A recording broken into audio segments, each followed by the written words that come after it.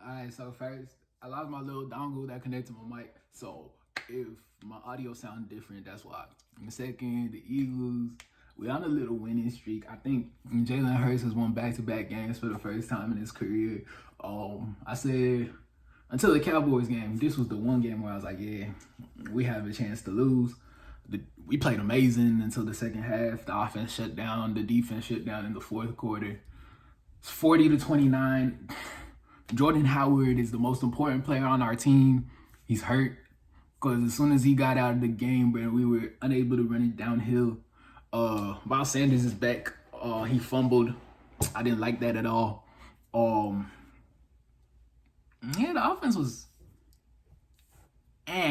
We scored 40 points, but it was We scored 33 points on offense because Slay had his pick six. But it was But outside of that, bro, we play the Giants this upcoming week. But I'm not even gonna lie, this is gonna sound weird. I don't root for the Giants, right? But I root for the Giants offense. Because for the last decade, they have like the worst offense, bro. Like a nigga doesn't seem like the Giants are really trying to be the first team to figure out how to win without an offensive line. And that's not gonna happen. Because outside of O-line, bro, the offense is players everywhere. Everywhere. Even, I'm not a fan of Daniel Jones. I don't think he's a good thrower of the football. I don't think he's a good quarterback, but he at least an athlete. He can make plays with his feet. I guess he's serviceable with his arm. Saquon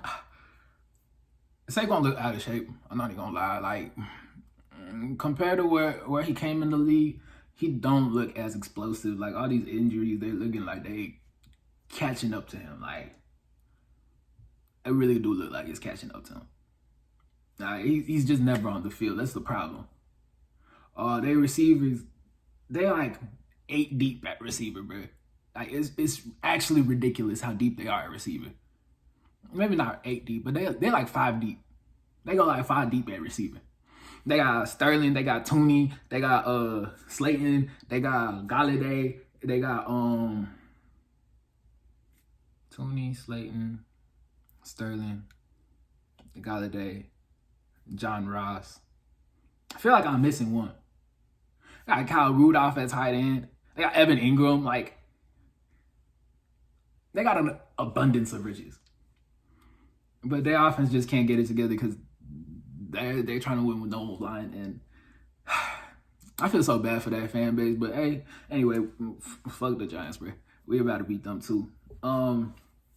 Another NFL team I've been really keeping up on this season into last season also was the Cleveland Browns and this Baker Mayfield situation. The fans are booing Baker Mayfield after it seemed like Cleveland would just be happy with anybody that's competent at quarterback. No, I told you last year's franchise tag season, it looked like franchise tag season is confirmed for Baker Mayfield. The only way you extend Baker Mayfield is if you pay him somewhere between 18 and 25 million. But I don't think Baker Mayfield thinks that he's an 18 to 25 million guy. I think he thinks he's a 30 to 35 million guy, which is a hell no. I'm not paying Baker Mayfield that much. He's a heck nah, bro. Like, I wouldn't even touch a 30. I wouldn't touch a 28 with him. I really wouldn't touch a 25 with him. But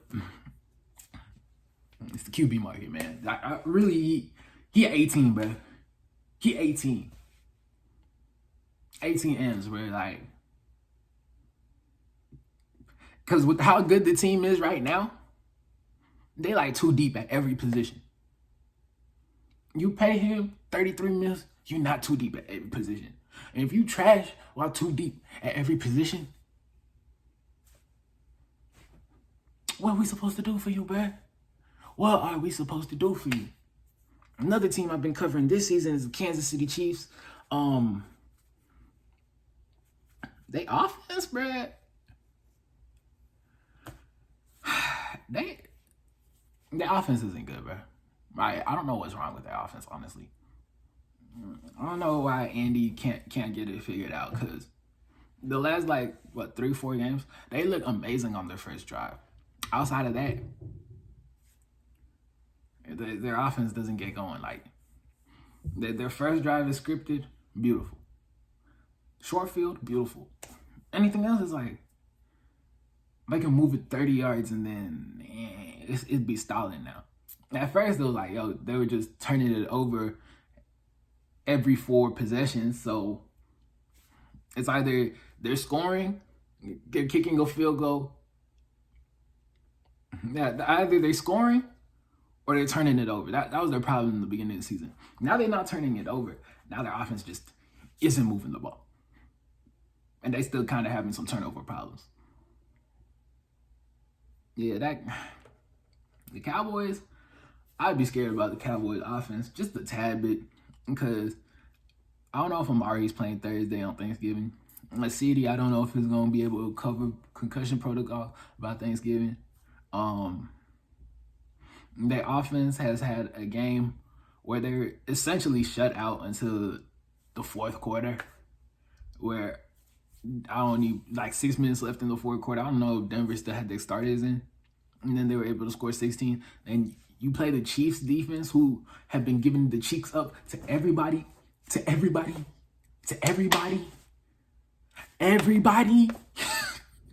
You scored 3 points.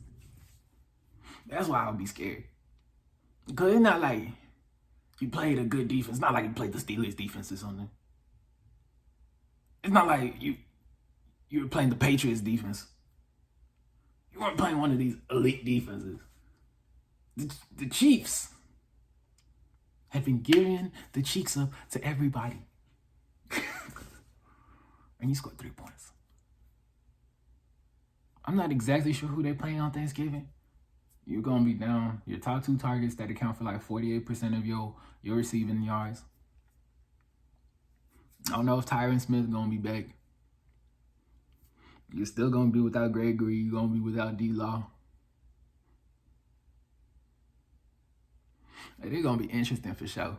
They're going to be really interesting for sure for these Cowboys. I still think they're a good team. I don't expect them to like really collapse until it mattered, till it's like playoff time. Then yeah, these niggas gonna lose. But hey, off-season talk.